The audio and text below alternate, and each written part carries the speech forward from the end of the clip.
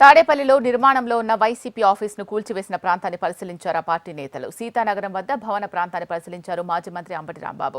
కక్ష సాధింపులో భాగంగానే తమ పార్టీ కార్యాలయాన్ని కూల్చేశారని అంబటి ఆరోపించారు. ప్రజా పరిపాలన చేయకముందే విధ్వంసానికి పాల్పడుతున్నారని అన్నారు.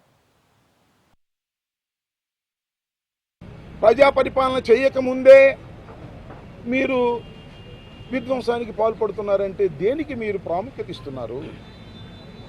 దేని గురించి మీరు ఆలోచన చేస్తున్నారు? ప్రజలు గమనించలేరా అని అడుగుతాను. ఇది ధర్మం కాదు, ఇది దుర్మార్గం. ఈ దుర్మార్గాన్ని ప్రజాస్వామ్యంలో ఏ రాజకీయ పక్షాలు క్షమించకూడదని మీ ద్వారా వారికి నేను విజ్ఞప్తి చేస్తున్నాను. కూల్చడానికి వెళ్ళారు, నోటీస్ ఇవ్వడానికి, ఎనీ హ్యావ్ మీరు దేన్నైనా చేయొచ్చు. అది ప్రభుత్వం, నాట్ ఇండివిజువల్. ఆ ప్రభుత్వం డ్యూ ప్రాసెస్లో వెళ్ళాలి. ఏదైనా సరే, ఏ కట్టడాన్నైనా.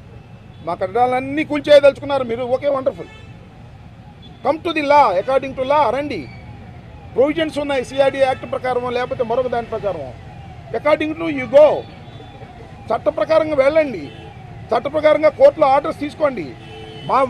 మేము చెప్పేది కూడా వినండి. విన్న తర్వాత మీరు ఏం చేసినా అది చట్టబద్ధంగా ఉండాలి తప్ప చట్ట వ్యతిరేకంగా మీరు చేసేటటువంటి కార్యక్రమాలు చేస్తున్నారు.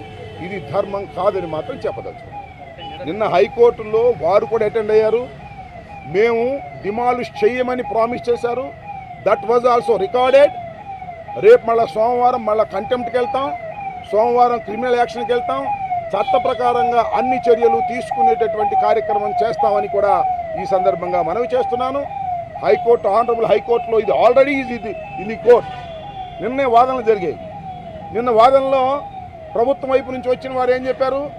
మేము కోల్చము అన్నారు. డ్యూ ప్రాసెస్ మేము వెళ్తాము అన్నారు. డ్యూ ప్రాసెస్ అంటే ఇది కాదు.